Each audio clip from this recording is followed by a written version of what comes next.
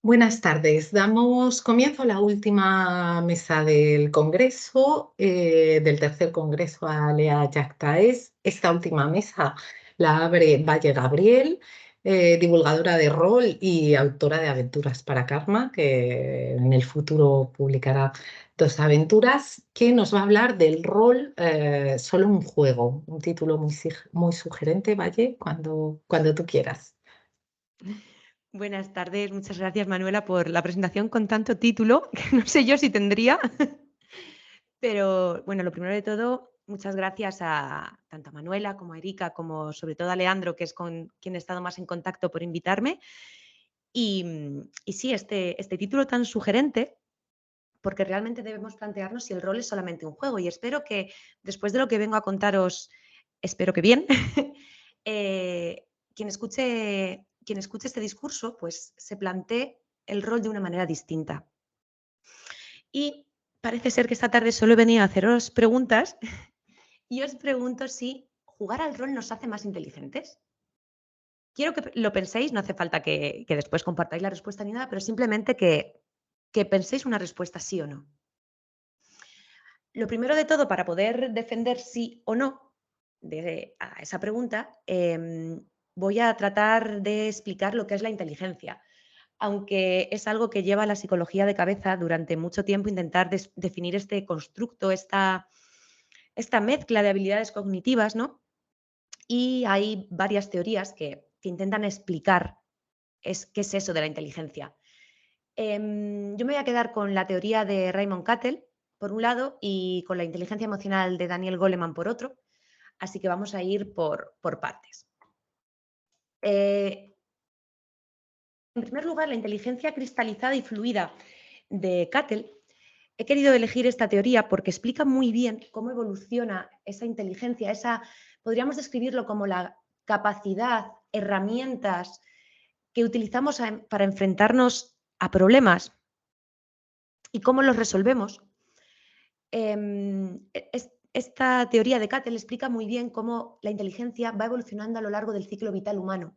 Cómo empezamos con una inteligencia más fluida en nuestra etapa de la infancia y de la adolescencia, cayendo en esta última de manera abrupta, y cómo la inteligencia cristalizada queda en esa vida adulta hasta que el cerebro empieza a degenerarse, como todas las funciones cognitivas, a partir de los 50, 60 años. Por otro lado, también establecer que la inteligencia depende mucho de la cultura, es decir, lo que un aprendizaje significativo o una herramienta que se considera, una habilidad que se considera signo de inteligencia en una cultura puede ser totalmente inútil en otra y viceversa. Y por supuesto, la inteligencia está ligada directamente con el aprendizaje de nuevas habilidades y nuevos conocimientos. Por un lado, la inteligencia fluida hace referencia a esa inteligencia original, la inteligencia con la que nacemos.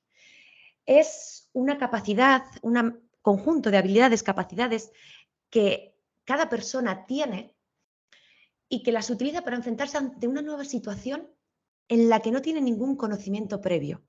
Es el potencial de la persona. Es, ¿no? Cuando decimos esta persona es muy rápida ante estas situaciones porque su inteligencia fluye muy rápidamente, es capaz de crear patrones en la situación que se le está presentando, aunque no la haya vivido nunca, y dar una solución, una resolución adaptativa a ese problema.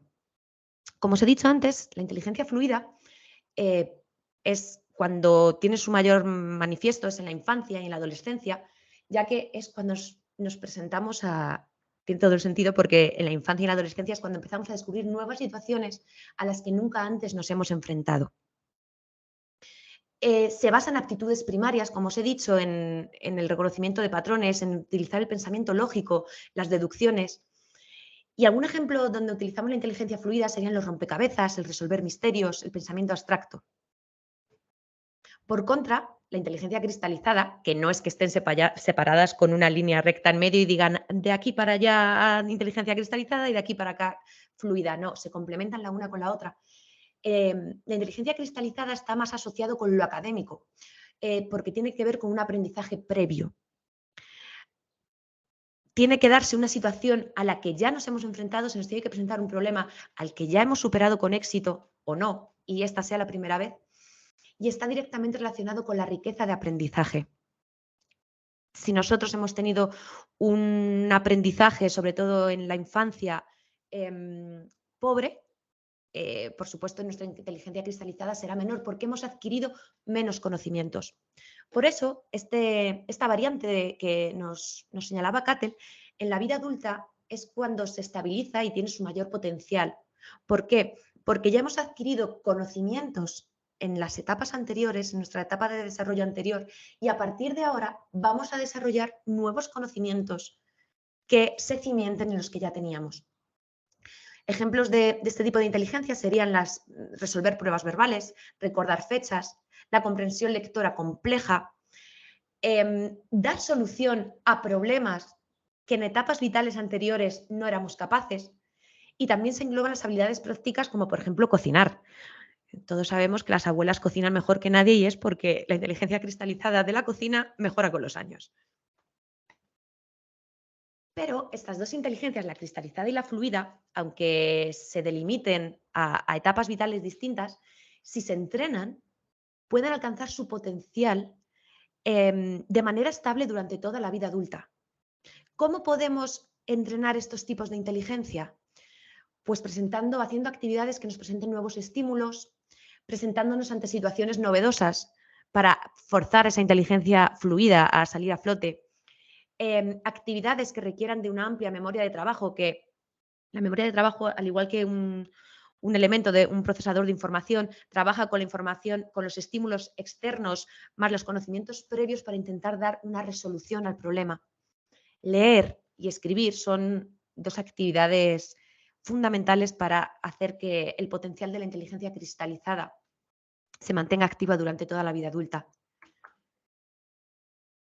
La tercera inteligencia que quería tener en cuenta hoy es esta de Daniel Goleman, la inteligencia emocional, que creo que es una inteligencia muy importante y que muchas veces se deja de lado.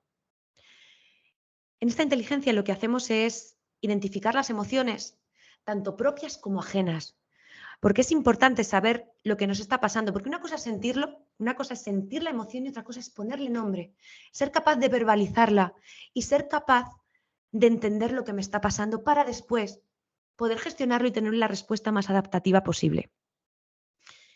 Y en cuanto a identificar esas emociones en el resto de personas, nos ayuda a establecer relaciones sanas y relaciones basadas en una inteligencia emocional buena. ¿A qué nos ayuda tener una alta inteligencia emocional? Pues nos ayuda a reducir el estrés, porque cuando nos enfrentemos a una emoción que no sabemos identificar, la etiquetemos y sepamos canalizarla, nuestro nivel de estrés se reducirá. Conseguiremos una comunicación efectiva, además de un alto grado de empatía ante la situación de nuestros semejantes. Conseguiremos superar más desafíos y no veo la última palabra y no me acuerdo de lo que puse. Daniel Goleman separa la inteligencia emocional como en 5 grandes bloques. Por un lado, el autoconocimiento, que es muy importante conocer cómo nos afectan las emociones, cómo reaccionamos para poder tener una óptima autorregulación, ya que todo el mundo experimenta la ira y lo correcto no es reprimir esa ira, es asimilarla, conocerla, saber cómo reacciono y autorregularme. No dejar que eso aguante y después pegue un estallido y sea malo para mi salud y al final para las relaciones que me rodean. Por eso el autoconocimiento y la autorregulación van muy de la mano y son muy importantes para un bienestar personal, para una reducción de ese estrés y para poder establecer unas relaciones con los demás óptimas. En tercer lugar estaría la empatía, que es el reconocimiento de esas emociones en el resto de personas. Las habilidades sociales, que es el saber relacionarnos de una manera asertiva con el resto de personas. No relacionarnos de una manera en la que seamos dominantes o en la que seamos sumisos, sino poder expresar abiertamente qué es lo que deseamos o qué es lo que necesitamos y poder negarlo igualmente sin necesidad de sentirnos mal ni ofendernos cuando nos lo hagan. Y por último, un punto muy importante de la inteligencia emocional es la motivación, La motivación es ese compromiso que adquirimos nosotros mismos con nuestras metas y con las cosas que nos proponemos hacer. Una persona estable emocionalmente, con una alta inteligencia emocional, entenderá cuál es su motivación y será realista con sus deseos, con sus sueños y con sus propósitos. Para que todas estas inteligencias, estas tres inteligencias, podamos seguir adquiriendo conocimientos, el proceso cognitivo responsable de esta consolidación de conocimientos es el aprendizaje. El aprendizaje, abordándolo desde la perspectiva de la neurociencia y desde la pedagogía del constructivismo, cuentan lo mismo pero con términos distintos. La neurociencia nos avala la neuroplasticidad del cerebro, esa capacidad que tiene nuestro cerebro, nuestras neuronas, de crear redes sinápticas nuevas, desechando las que no nos sirven para dar unas respuestas correctas o adaptativas al medio y crear las que sí nos ayudan. Va un poco ligado a lo que decía Piaget, que decía que teníamos un conocimiento previo. Cuando se realiza un aprendizaje, lo que ocurre es que en los conocimientos que ya existen, la información que entra del exterior, asimilamos esa nueva información a los conocimientos que ya tenemos para al final acabar acomodándolos a ellos. Es decir, acabamos creando unas redes sinápticas nuevas gracias a la plasticidad de nuestro cerebro para formar nuevos conocimientos. Pero no podemos hacerlo de cualquier manera. No podemos pasar de 0 a 100 en física cuántica, por ejemplo. Eso es lo que nos dice Vygotsky con la zona de desarrollo próximo. Para que se dé el aprendizaje, debemos de ir construyendo alrededor de un conocimiento previo y mínimo, ir desarrollándolo, ir creando nuevas redes sinápticas alrededor de ese conocimiento central que teníamos primario para obtener una nueva habilidad, un nuevo conocimiento. Gracias al aprendizaje consolidamos esos conocimientos, logrando que pasen a la memoria a largo plazo para que estén a nuestra disposición en el momento que los necesitemos, creando nuevas redes sinápticas y por lo tanto adquiriendo también nuevas habilidades. Lo ideal para que haya ese aprendizaje significativo, para que consigamos consolidar el conocimiento y pase a la memoria a largo plazo, hay tres grandes procesos cognitivos que están involucrados en este aprendizaje significativo, que son la atención, la motivación y las emociones. Por un lado, la atención, para conseguir la atención en el público objetivo que queremos que tenga un aprendizaje, debemos pasar el filtro reticular. El filtro reticular capta miles, millones de estímulos por segundo. ¿Cómo logramos que para que se dé ese aprendizaje significativo, la atención del filtro reticular de nuestros oyentes nos haga caso? Presentando algo novedoso. La novedad ayuda a que ese filtro reticular te focalice y obvie el resto de estímulos que están ocurriendo a su alrededor. Para la motivación, una buena herramienta es la predicción, que es lo que he intentado hacer yo al principio con vosotras y con vosotros, lanzándose esa pregunta de si jugar al rol nos hace más inteligentes o no. Cuando lanzas una predicción y obligas a que el cerebro trabaje en dar una respuesta, la motivación durante lo que dure el tiempo de explicación va a estar motivado escuchando activamente. ¿Por qué? Porque está deseando encontrar la respuesta, de encontrar la información que le confirme que ha acertado.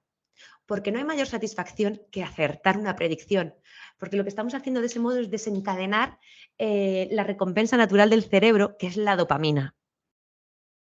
Pero tan importante es esos aciertos, esa dopamina que deseamos ansiosos, que nos dé esa satisfacción de haber acertado, para reforzar las redes sinápticas adecuadas, tan importante como eso es errar, es fallar.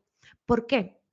Porque lo que va a ocurrir cuando fallemos ante una predicción, ante esa motivación, es que la red sináptica que me ha llevado a tomar esa decisión, poco a poco en el tiempo, si varias veces es fallida, va a ir desapareciendo y lo que se va a ir es creando poco a poco una red sináptica nueva que me lleve al camino del acierto.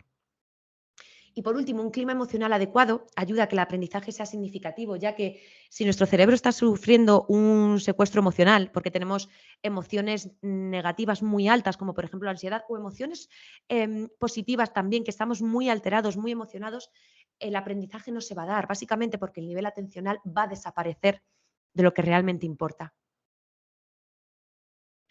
Por lo tanto, ante la pregunta de si jugar al rol nos hace más inteligentes, pues lo veremos después de esta diapositiva, porque ¿qué ocurre en el rol?